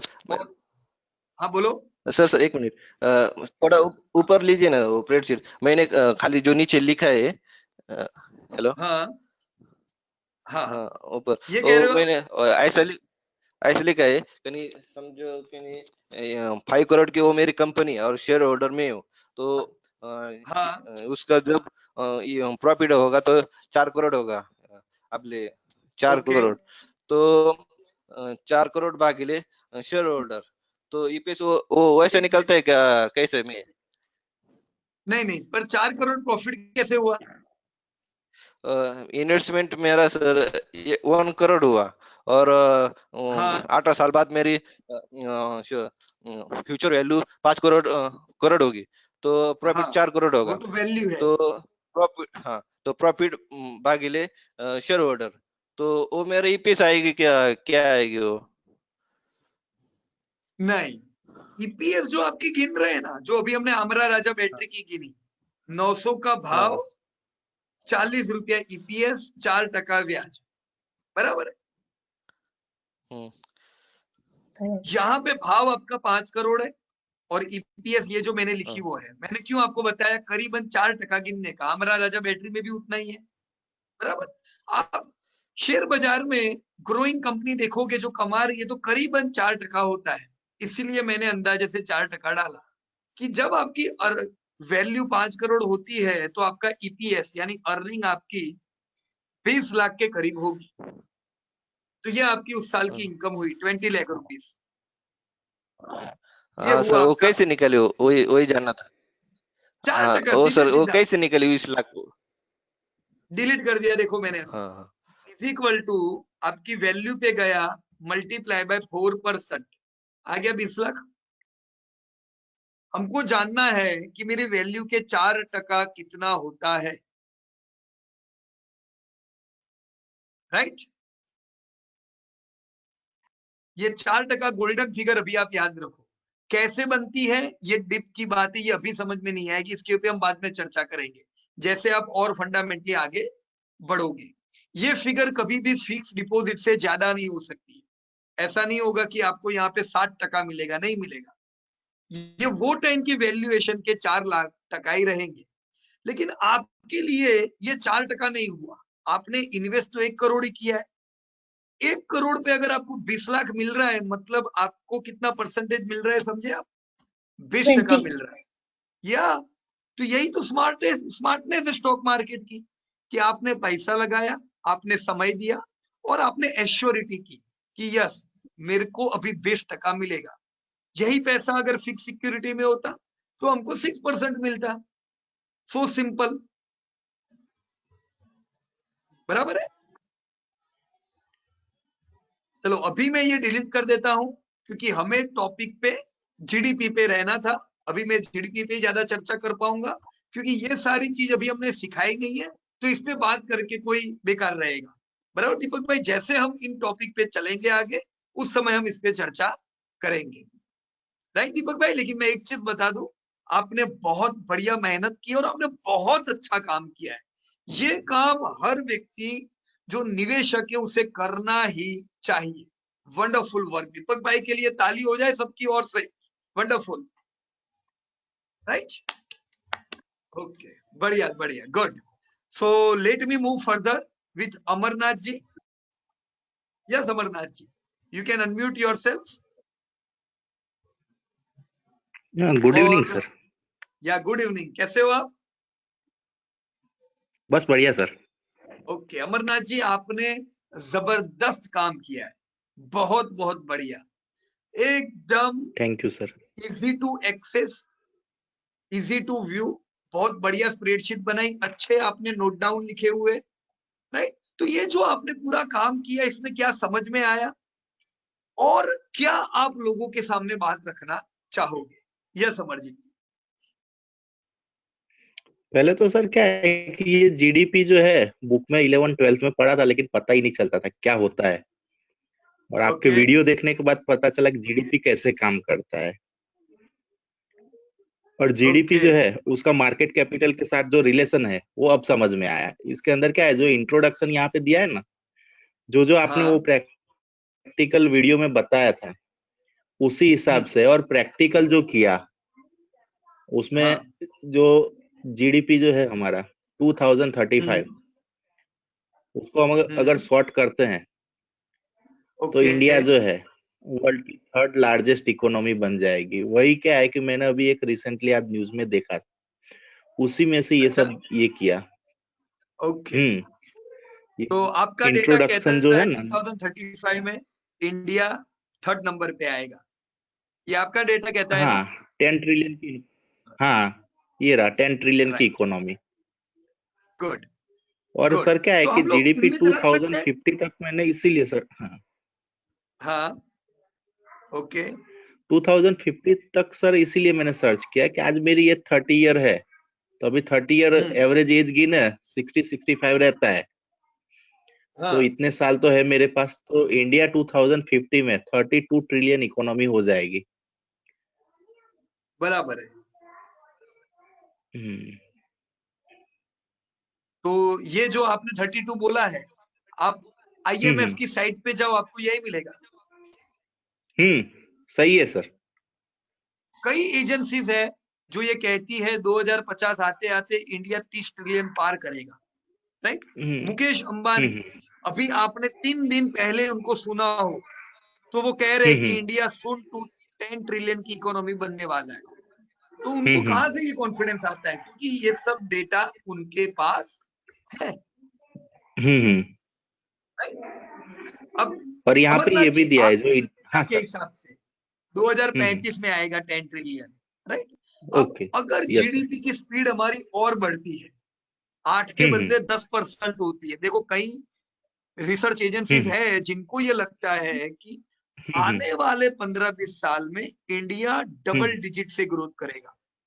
डबल डिजिट का मतलब कितना ग्रोथ हुआ? 10% से 10% ज्यादा, प्लस। बरोबर, तो फिर हम 10 ट्रिलियन कब हो जाएंगे? जल्दी हो जाएंगे 2030 तक। और जल्दी हो जाएंगे, बराबर ना। पर ये सारी चीजें अमरनाथ जी किस पे डिपेंड है पता है? हम सब लोग मिलके, हम यंग तो है, हम और कितना लोगों को एजुकेट कर पाते हैं, बरोबर, राइट सर। एजुकेशन पे कितना अच्छा ध्यान दे पाते हैं, हेल्थ पे कितना ध्यान दे पाते हैं, इंडस्ट्रीज में स्किल डेवलपमेंट कैसे करा, जितना हम ये चीजें और करेंगे, एज अ सिटीजन हो, एज अ गवर्नमेंट हो या कोई भी, उतना जल्दी हम 10 ट्रिलियन पहुंचेंगे। जितना टैक्स भरेंगे हम सब लोग, बराबर की नहीं? हाँ, वो गवर्नमेंट का मेनली फोकस क्या है कि एक तो जॉब और दूसरा स्किल डेवलपमेंट, क्योंकि स्किल डेवलपमेंट में क्या है कि पास्ट में बहुत कम काम हुआ है। तो जैसे यहाँ पे मैंने ये इंट्रोडक्शन है ना, उसमें भी दिखाया है कि सबसे ज्यादा गवर्नमेंट का फोकस जो है, वो डबल क्लिक करेंगे ना सर, ये इसके अंदर आप सेल में आ जाइए, डबल क्लिक करिए, ये देखिए ओके वो वर्ल्ड का 3rd लार्जेस्ट इकोनॉमी हो जाएगा। तो इसमें 3rd ये economic power in the world next 10 to 15 years. और उसके बाद जो है एफडीआई जो है सर, वो भी बहुत ज्यादा इन्वेस्टमेंट करती है, और 2023 से लेकर 2030 तक यहाँ पे गवर्नमेंट ने ही बताया कि 8 से 8.5% से जीडीपी हमारा बढ़ेगा। तो हमारे इस सीट में भी वही आंसर आया 8%। ओके, तो डेटा आपके और सरकार के मैच कर रहे हैं। हाँ, और 90 मिलियन जॉब जो है 23 तक क्रिएट करना है, 23 से 2030 के बीच में, ये गवर्नमेंट ने ही बताया है। कितना हाँ, कितना और मिलियन? ये 90 मिलियन सर। 23 से 23। 90 मिलियन हाँ हर साल, मतलब अभी जो डेटा मैंने हाँ बताया है कि हर साल करीबन 10 सेम करोड़ सेम तो सर। तो और ये ऐस- सर एक ये ऐसे ये ही चीज है। मेरे को समझ, हाँ सर, हाँ बोलो। ये मैं पढ़ रहा था उसमें इंडिया फॉरेन एक्सचेंज रिजर्व जो है वो 39.64 ट्रिलियन। तो ये राइट, फॉरेन एक्सचेंज रिजर्व जो है वो नहीं पता चला, वो आरबीआई के अकॉर्डिंग है। बराबर है। राइट, देखो अपन आपको पता है 1991 में हम्म 1991 में हमको इंडिया हम्म को अपना गोल्ड गिरवी हम्म रखना पड़ा था स्विस बैंक में, बरोबर। बराबर कि नहीं? हम्म तो अपने को क्यों गोल्ड गिरवी रखना पड़ा था? क्योंकि ये हम्म जो रिजर्व दिख रहा है ना, जो भी हाँ स्ट्रॉन्ग है, हाँ वो पूरा खाली हो बरोबर। गया था। हम देश चला सके ऐसा नहीं था।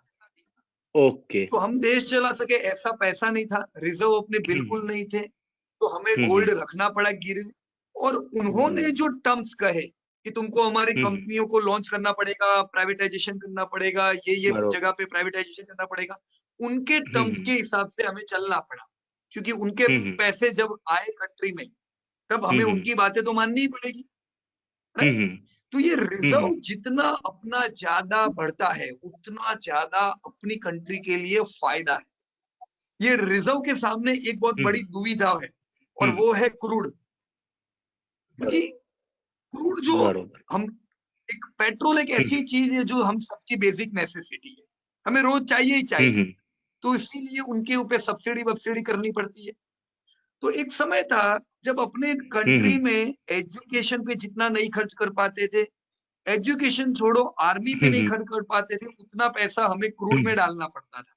तो वो भी एक खराब चीज थी। बरोबर। इस साल अपना foreign exchange reserve life time high इस साल, क्योंकि क्रूड ने भी सपोर्ट दिया है, बरोबर राइट? तो सपोर्ट दिया। ये सारी चीजें देखो, अलग अलग चीजें अपने को काम लगती है कि इंडिया में अगर क्रूड पे हमारे डिपेंडेंसी कम होगी, ये भी अपने को एक जंप दे सकता है। हम सब लोग बरोबर। मिलके ये सोचे कि हमें इंपोर्ट कम करना है, एक्सपोर्ट ज्यादा करना है, ज्यादा करना है। राइट? अगर हम एक्सपोर्ट करेंगे, ये भी हमें जंप देता है। देखो चाइना का जो जबरदस्त ग्रोथ हुआ, उसमें एक्सपोर्ट का बड़ा योगदान है, बरोबर। बराबर कि नहीं? तो इसके लिए हम सबको क्या सोचना होगा कि एज ए इंडिविजुअल मैं क्या स्किल और बनाऊं अपने आप में, कि बरोबर। जिससे मैं हाई क्वालिटी प्रोडक्ट दुनिया को दे सकूं। कई चीजें हैं, इन चीजों पे धीमे धीमे हम लोग वैसे भी बात करेंगे, बराबर ना?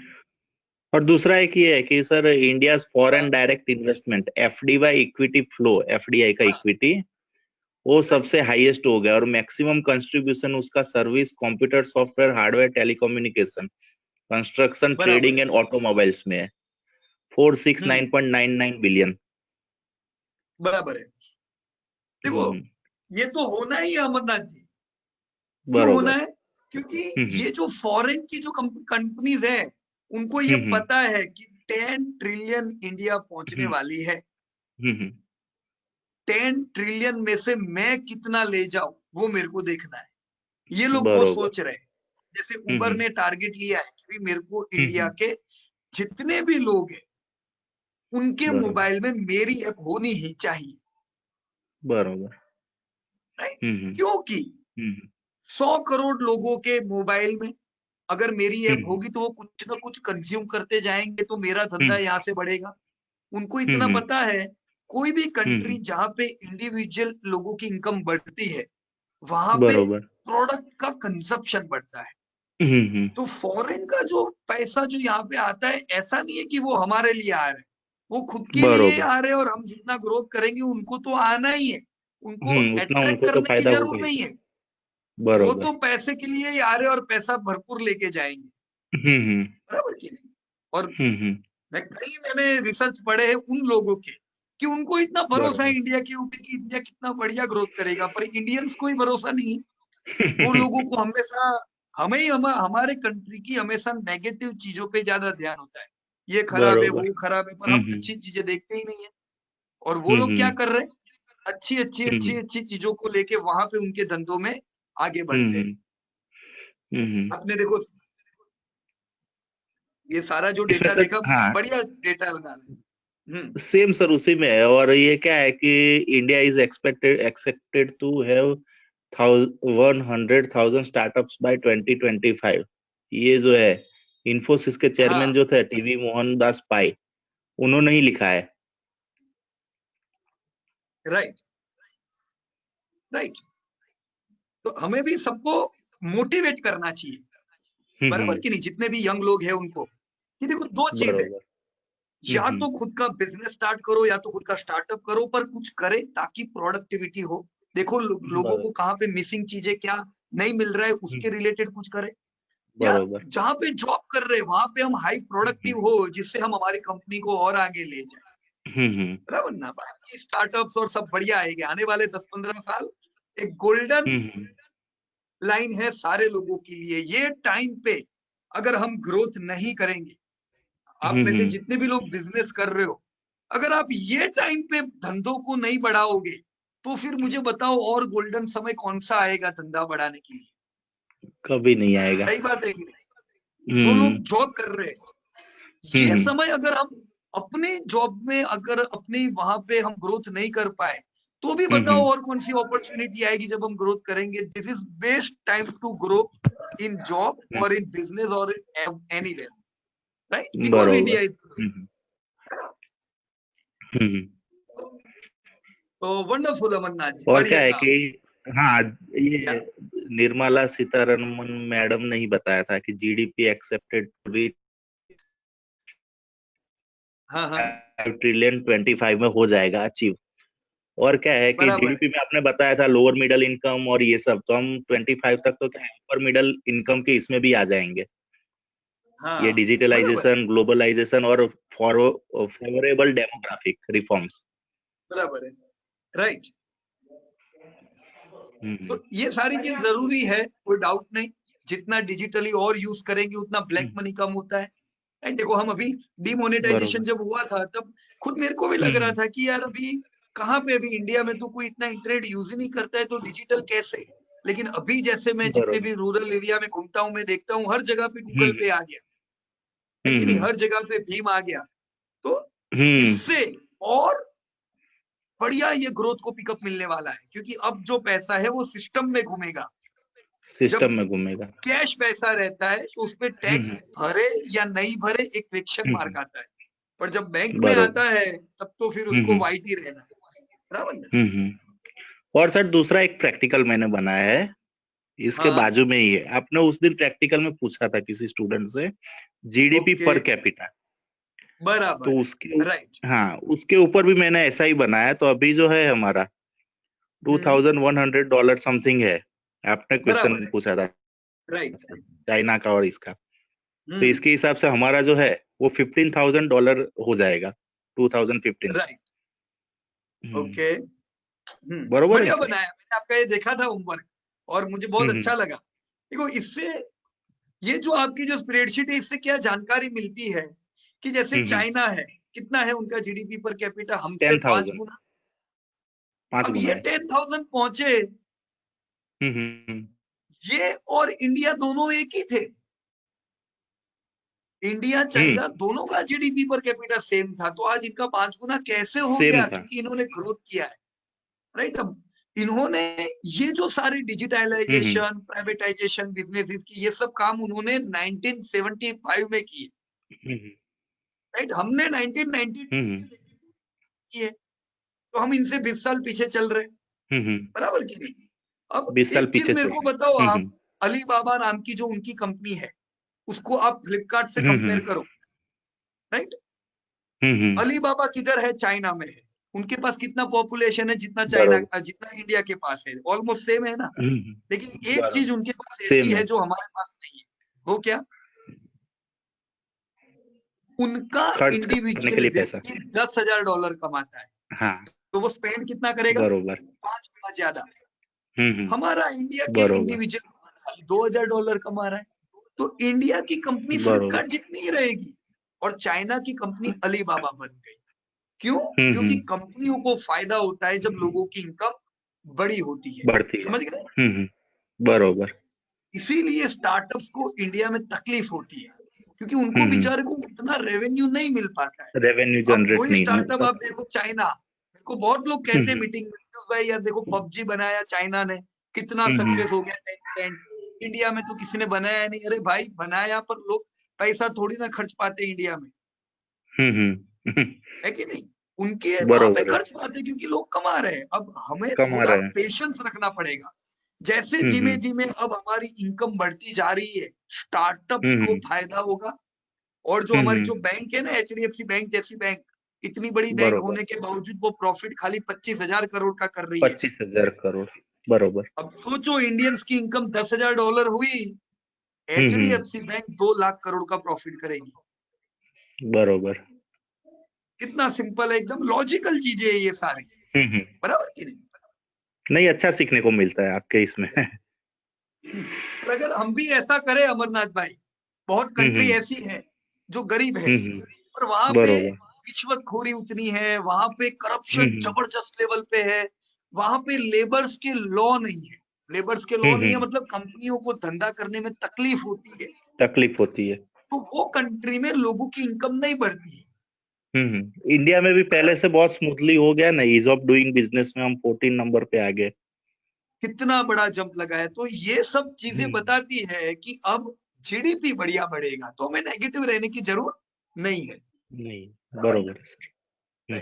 तो बढ़िया काम किया आपने, और सारे पार्टिसिपेंट को मैं चाहूंगा कि आप लोग अमरनाथ जी ने जो ये काम किया है GDP पर कैपिटा, उसको जरा देखे और देख के थोड़ा दूसरी कंट्रीज की इनकम को भी समझने की कोशिश करें, बराबर ना? इंडोनेशिया हमसे 2 गुना ज्यादा कमाता है एवरेज इंडिविजुअल, बराबर ना? तो अपनी बरोबर। अपनी कंपनियां क्यों इंडोनेशिया में धंधा डाल रही है, आपको कई जवाब यहीं से मिल जाएंगे, बराबर? गोदरेज कंज्यूमर सर, बहुत सारी ऐसी छोटी छोटी कंट्री में उसका बिजनेस चालू हाँ, किया है। बजाज ऑटो, इंडोनेशिया की सबसे बड़ी ऑटो रिक्शा की कंपनी बजाज ऑटो।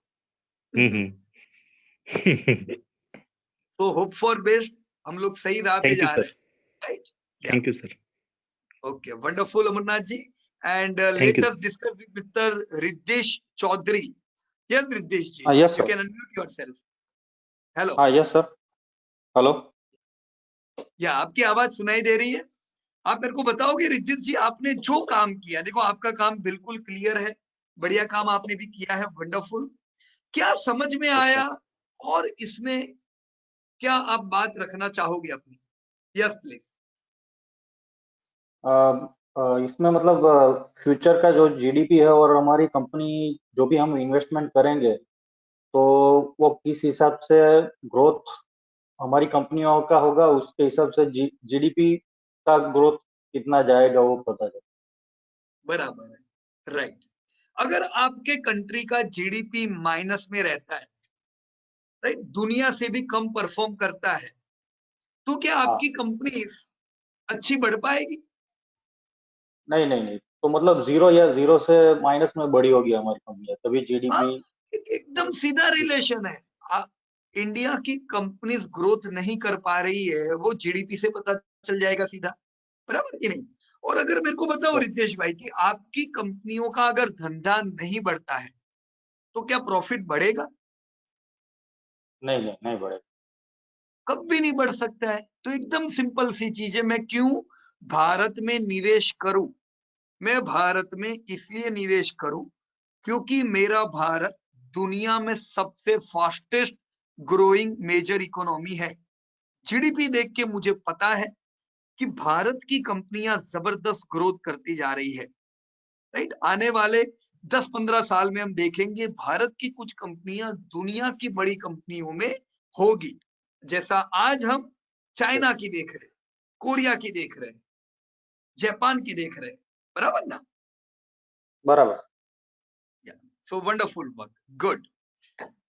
ये पूरा जो हम सब लोगों ने काम किया, इसमें हमने कई लोगों से चर्चा की, पर किसी और को कोई भी क्वेरी हो, you can put your queries, right?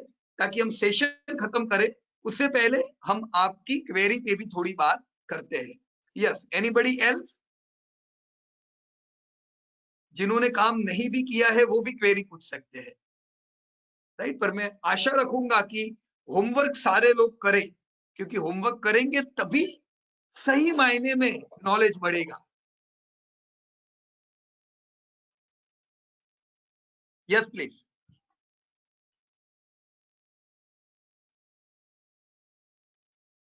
Hello. हाँ कहिए मैडम। हाँ जी, गुड इवनिंग। मैंने या गुड होमवर्क इवनिंग किया मैडम। है पर मेरे ओके से अपलोड नहीं हुआ।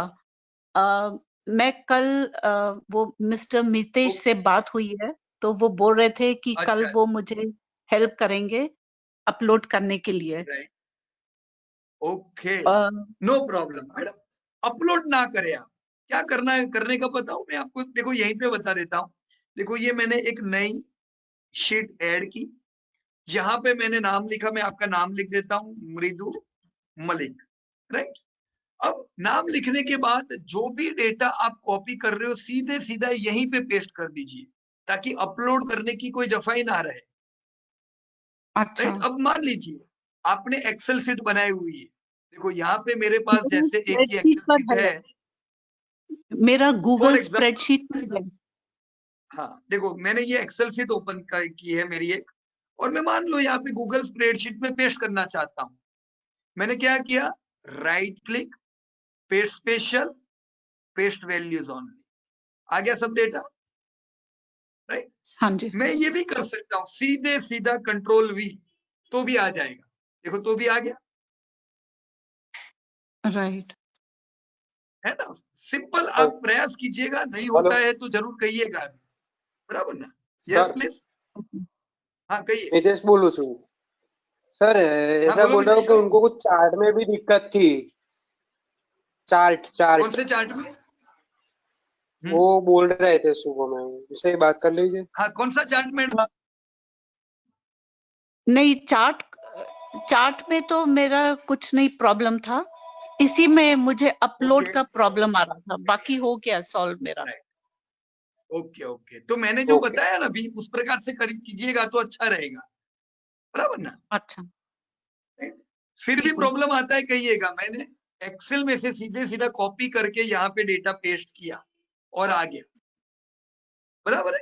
ओके, यहाँ पर मीनिंग ये साइट पर किस जगह पर, ये नहीं समझ आ रहा मुझे। यहीं पे क्लिक करो, देखो यहाँ पे मैंने कोई भी एक सेल पे क्लिक करके कंट्रोल वी लिख लिया तो आ गया डेटा। ठीक है, सर ओके, पर कल ये मैं ट्राई करूंगी। सर पर ये आपको कैसे हाँ दिखेगा? यानी मेरे पास भी मेरे शीट में है, मेरे गूगल में स्प्रेडशीट में सेव्ड है, पर आपको कैसे दिखेगा ऐसा? अच्छा, आपको जो काम करना है वो ये स्प्रेडशीट में करना है जो हमने यहाँ पे दी हुई है। देखो मैं यहाँ पे अपने ऐप पे चला जाता हूँ वापस, ये मैंने अपना ऐप ओपन किया, हाँ सर, हाँ सर। लॉगिन,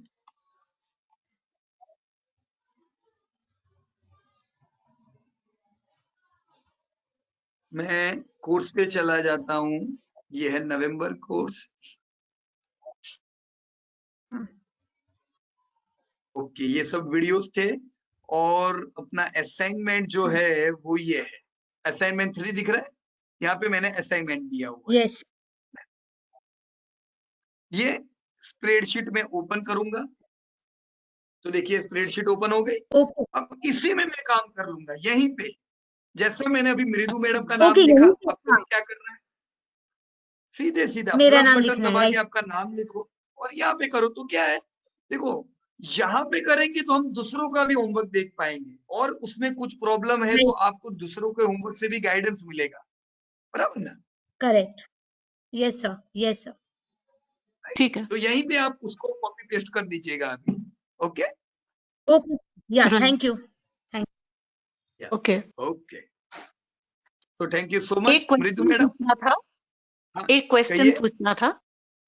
यस जो प्लीज। जीडीपी है उसमें जो कंपनीज इंपोर्ट करते हैं, जो इंपोर्ट हाँ आता है वो नहीं इंक्लूडेड होता, राइट?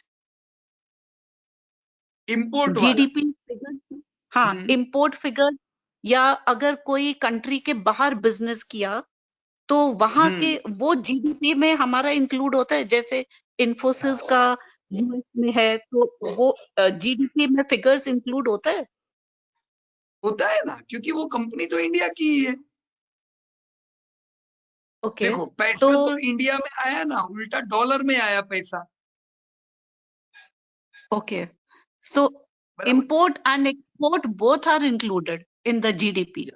ये एक्चुअली इंपोर्ट नहीं हुआ, ये क्या हुआ कि हमने सर्विस प्रोवाइड की, बराबर ना। इंपोर्ट तो क्या हुआ कि हमने उबर की सर्विस यूज की, राइट, बराबर। चाइना से हमने पटाखे खरीदे तो वो हमने इंपोर्ट किया है, राइट। उससे चाइना को फायदा हुआ है, चाइना को हुआ ना फायदा, उसका जीडीपी बढ़ा। पर टीसीएस ने यूएस में सर्विस दी तो ये तो अपना जीडीपी में ऐड हो गए, तो कितना बड़ा फायदा हुआ, राइट। अगर तो वहीं हम पर तो उन्होंने इन्वेस्ट कर दिया, रीइन्वेस्ट, फिर नहीं ऐड हुआ। हाँ, देखो अभी क्यों सरकार ने फोकस किया है कि भी हम अपनी ही कंट्री की प्रोडक्ट को ज्यादा यूज करें। चलो चाइना से झगड़ा तो चल ही रहा है, लेकिन फिर भी इन्होंने काफी फोकस किया कि भी हम हो सके उतना चाइना पे डिपेंडेंसी कम रखें। मैंने अभी हेवल्स का रिपोर्ट पढ़ा, हेवल्स अब तक मेजर पूरा डिपेंड था चाइना पे, पर ये क्वार्टर में उसने ये कहा है कि अब हमारी डिपेंडेंसी चाइना की खत्म हो गई है हमारी प्रोडक्ट में। हम कई चीजें इंडिया में ही मैन्युफैक्चर करने लगे हैं, अलग अलग कंपनियों से वो लोग बनवा रहे हैं माल।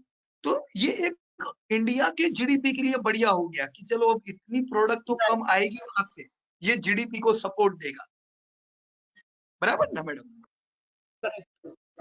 ठीक है, या यस कहिए। नो दैट्स फाइन, मेरे को खाली यही देखना था कि इंपोर्ट इम्पैक्ट क्या है। ओके, तो इसीलिए हम सब लोग भी यही कोशिश करें कि हो सके उतना इंडिया का प्रोडक्ट यूज करें, तो वो हमारे लिए ज्यादा अच्छा है जीडीपी के लिए। नहीं तो हम यहीं पे खाली 9% 10% लिखते जाएंगे और चाइना को हमेशा हेल्प करते जाएंगे उनका जीडीपी बढ़ाने में, बराबर ना। तो चलो मिलके इंडिया का जीडीपी बढ़ाए।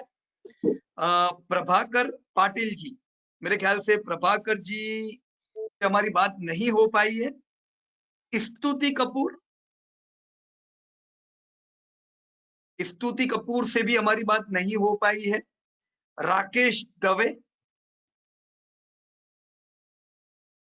And Deepak Patel, yes Deepak Patel, are you online right now?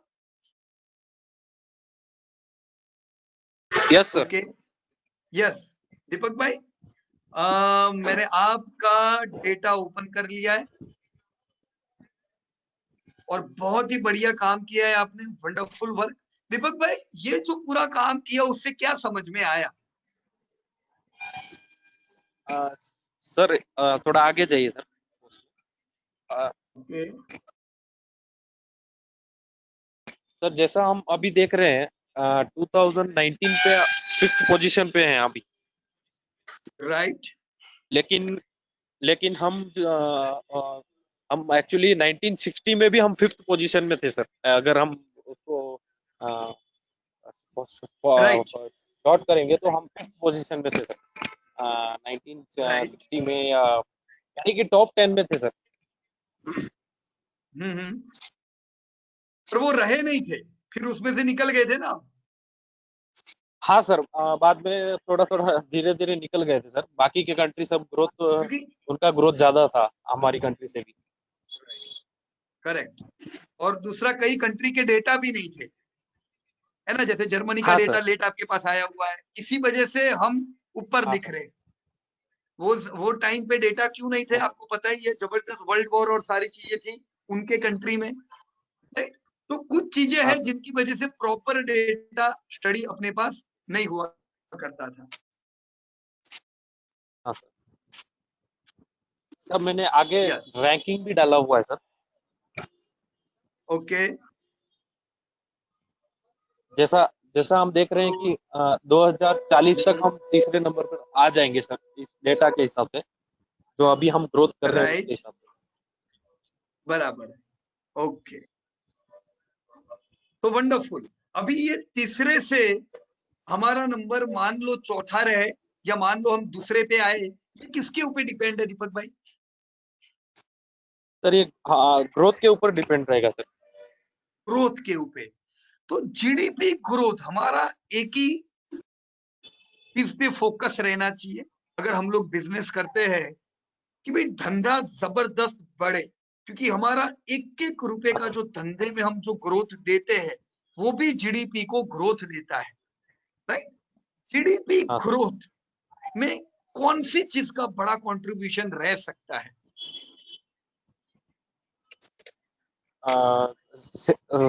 Sales का सर, अपना एक्सपोर्ट करने का, जितना ज्यादा हम एक्सपोर्ट करेंगे। यस दीपक भाई, एब्सोल्युटली राइट। एक्सपोर्ट पे ज्यादा फोकस रखे, बराबर कि नहीं? ऐसी कंपनियां बनाए जो माल दुनिया भर में फेंक सके, बराबर। मैं आपको 1992 की बात बताता हूं, जिस समय पे हमने पहली बार सोचा कि चलो प्राइवेट कंपनियों को मौके दिए जाए, बराबर ना? क्योंकि तब तो प्राइवेटाइजेशन इतना था नहीं, सेल जैसी कंपनियां थी जो मेटल में, स्टील में थी, बैंक में कोई प्राइवेट बैंक नहीं थी, मतलब पूरे के पूरा ज्यादातर गवर्नमेंट था। पर कुछ जगह पे प्राइवेट प्लेयर भी थे बड़े, जैसे बजाज तो पहले से है, बजाज ऑटो तो थी ना पहले भी, 1992 के पहले भी थी। तो बजाज को थोड़ा डर भी लगा कि अरे यार ऐसा थोड़ी चलता है, सबको मौका, सब लोग धंधा करने लगे तो फिर मोनोपोली नहीं रहेगी। होता है कि नहीं ऐसा? आज भी जैसे अभी आरबीआई ने बोला कि चलो और प्राइवेट प्लेयर्स को हम बैंकिंग के लाइसेंस देंगे, तो एग्जिस्टिंग बैंकिंग को क्या लगेगा? कंपटीशन लगेगी कि नहीं लगेगी? हाँ सर। कि भी आज जो टीसीएस हमें सॉफ्टवेयर प्रोवाइड कर रहा है, मान लो कल टीसीएस बैंक में आ गया तो जबरदस्त टक्कर देनी पड़ेगी टीसीएस को, क्योंकि उनको तो हमारा सब सॉफ्टवेयर पता है। जस्ट एक उदाहरण दे रहा हूँ, मैं ये नहीं कह रहा टीसीएस आएगी, पर एक जस्ट एग्जांपल है। तो जब भी ये लाइसेंस राज खत्म होता है और लोगों को अपॉर्चुनिटीज दी जाती है, तब दो फायदे हैं। एक तो आम व्यक्ति, और उसके सामने ड्रॉबैक भी है कि जिनका राज होता है उनको ये भी लग सकता है कि हमारा क्या होगा। जैसे उस समय बजाज को लगा कि हमारा क्या होगा, महिंद्रा को लगा क्या करेंगे। लेकिन आज अगर हम देखें तो देखो इसी बजाज ने जबरदस्त ग्रोथ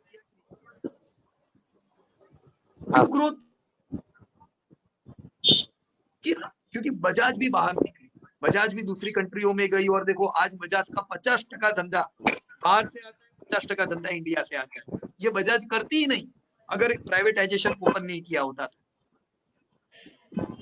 अगर हमने पूरी दुनिया को एक नहीं किया होता तो जो आपने बोला कि एक्सपोर्ट जरूरी है, 100%। जितना एक्सपोर्ट और हमारा बढ़ेगा उतना जीडीपी को फायदा होगा।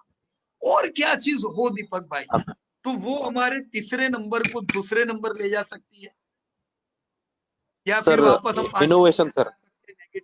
सर हाँ, टेक्नोलॉजी पे इनोवेशन सर, जैसे उस टाइम पे टेक का बूम था तब टीसीएस ने फायदा उठाया, ऐसे ही कुछ अभी तो रोबोटिक्स वगैरह कुछ चल रहा है, तो उसमें हम ध्यान देंगे तो यानी कि ऑटोमेशन में ध्यान देंगे तो थोड़ा उसका ही फ्यूचर है सर आगे। और ऑटोमेशन पे ध्यान दे ताकि हमारी कंपनियों की प्रोडक्टिविटी और बढ़े, बराबर कि नहीं? अब कुछ लोगों को लग सकता है दीपक भाई, वो आपकी बात से एग्री नहीं होंगे कि क्या बात करते हो दीपक भाई, ऑटोमाइजेशन हो गया तो लोगों की नौकरियां चली जाएगी, तो लोगों की नौकरी भी तो जाएगी, तो क्या होगा? सर एक्चुअली हम पीछे से देखते आ रहे हैं, अभी तक तो ऐसा कुछ नहीं हुआ है। लोगों को नौकरियां भी मिल रही है और वो अपने आप अभी तो आत्मनिर्भर हो जा रहे हैं सर, कुछ अपॉर्चुनिटीज देख के।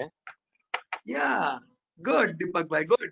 देखो बरसों पहले आज जितना ऑटोमेशन उतना भी नहीं था, सारा लेबर वक्त से चलता था, आज तो काफी ऑटोमेशन है और आने वाले समय में और रोबोट काम करेंगे मेजॉरिटी ऑफ द थिंग्स, बराबर। आज हम बैंक में जाते हैं तो एम्प्लॉइज होते हैं, लेकिन अभी एसबीआई के अभी लेटेस्ट रिजल्ट में उन्होंने लिखा है कि हमारे 85% ट्रांजैक्शन बैंक के बाहर हुए।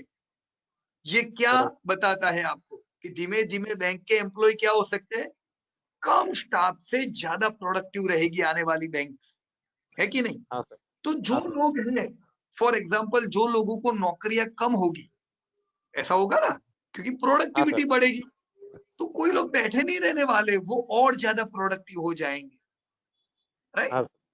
हम लोग कुछ ना कुछ अपॉर्चुनिटीज तो ढूंढने ही वाले हैं, पर आदमी जैसे जैसे आगे बढ़ेगा वैसे वो हाई प्रोडक्टिव रहेगा, बराबर ना? तो कोई चिंता की, घबराने की जरूरत नहीं है, राइट? तो मैं उम्मीद रखूं कि 2035 में India would be third largest economy, और इसी प्रकार से हम लोग आगे बढ़ते जाएंगे, बराबर ना? सर और एक मैं कहना चाहता हूँ सर। यस। जैसा मैम ने कहा अभी कि होमवर्क करने में थोड़ा मेरे को भी प्रॉब्लम हुआ था सर, वो अपलोड करने में वगैरह। तो सर मैंने क्या किया, अपना होमवर्क सभी एक्सेल शीट में ही किया है। ओके। अपना गूगल एक्सेल में, हाँ, गूगल शीट में। और उसको कॉपी करने के लिए मैं एक सोल्यूशन देना चाहता हूँ सर। जैसा मेरा नाम है, उसके बाजू में जो एरो मार्क है नीचे सर, हाँ, ओके। हाँ सर, तो मैं कैसा करता हूँ उसका बताता हूँ सर। मैं एक शीट सेम ऐसा ही एक शीट मैंने बनाया हुआ है, प्रॉफिट होमवर्क करके मैंने बनाया हुआ है सर। तो जो भी होमवर्क होता है पहले मैं उसमें बनाता हूँ। ओके। उसमें बनाने के बाद मैं उधर सेम ऐसा ही नाम लिखा हुआ रहता है, और उसको एरो को क्लिक करके कॉपी टू एग्जिस्टिंग स्प्रेडशीट करके डालना है सर। हाँ सर, बराबर। Okay okay okay, right. तो यहाँ पे वो शीट है क्या जिसमें आपने काम किया हुआ था पहले? मेरा ड्राइव में है सर। अच्छा, ओके ओके, बराबर। यही सेम ड्राइव पे है। और राइट। हाँ सर, सर वो ओपन कीजिए, मैं और एक उसको सॉल्यूशन देना चाहता हूँ। Okay. Copy to existing spreadsheet. और सर जो आपने लिंक जो होमवर्क पे डाला हुआ रहता है वो लिंक नीचे डालना है सर, और पेस्ट वेब एड्रेस हियर करके जो लिखा है नीचे बाजू। हाँ, वो जो आपका लिंक जो रहता है वो उधर पेस्ट कर देना है सर नीचे। बराबर। हाँ सर, बराबर। Okay okay. और सेलेक्ट कर दिया तो वो सर अपना शीट ही बन जाएगा उधर, सेम टू सेम। और एक्चुअली क्या हो रहा है सर, हम जब कॉपी पेस्ट करते हैं तो हमारा फॉर्मेट नहीं आ रहा है सर, तो ये इसमें फॉर्मेट सॉल्व हो जाएगा। बराबर है, राइट। वो बात सही है आपकी, पर लेकिन आपने जो कॉपी पेस्ट किया उसके बदले इसी में बनाओ तो। इसमें सर कभी रॉन्ग हो गया तो प्रॉब्लम होता है करके। नहीं, कैसे, मतलब समझा नहीं। सर कुछ डेटा थोड़ा रफ वर्क हम करते रहते हैं सर साइड में। हाँ। तो इसको नीट रखने के लिए मैंने ऐसा डबल किया सर। ओके, बराबर। तो एक काम कर सकते, 2 शीट बना सकते, एक में रफ कम करे, बराबर की नहीं, और दूसरा पूरा अपना फेयर वर्क हो। हाँ सर। एक शीट में से दूसरी शीट में तो आसानी से डेटा कॉपी हो सकता है। हाँ सर। पर मैं आप सबसे ये गुजारिश करूंगा कि आप लोग काम डायरेक्ट अभी गूगल शीट में ही करना चालू कर दें। हमने पहले आपको इसलिए नहीं बताया था क्योंकि बहुत से लोग गूगल शीट में कंफर्टेबल नहीं होते। हमने बरसों से एक्सेल शीट में काम किया होता है, बराबर ना? पर अब मैं चाहूंगा कि गूगल शीट में डायरेक्ट काम करें, सीधा प्लस बटन दबाए और यहीं से जो काम करना है वो सब काम करना चालू कर दे, राइट? मान लो इसका एक पॉजिटिव पॉइंट है कि एक्सेल शीट में कभी लाइट चली गई, कभी कुछ भी है, वो ऑनलाइन नहीं है, ये तो ऑनलाइन है। ऑटो सेव, जो भी काम करते जाओगे ऑटोमेटिकली सेव भी होता जाएगा, बराबर ना?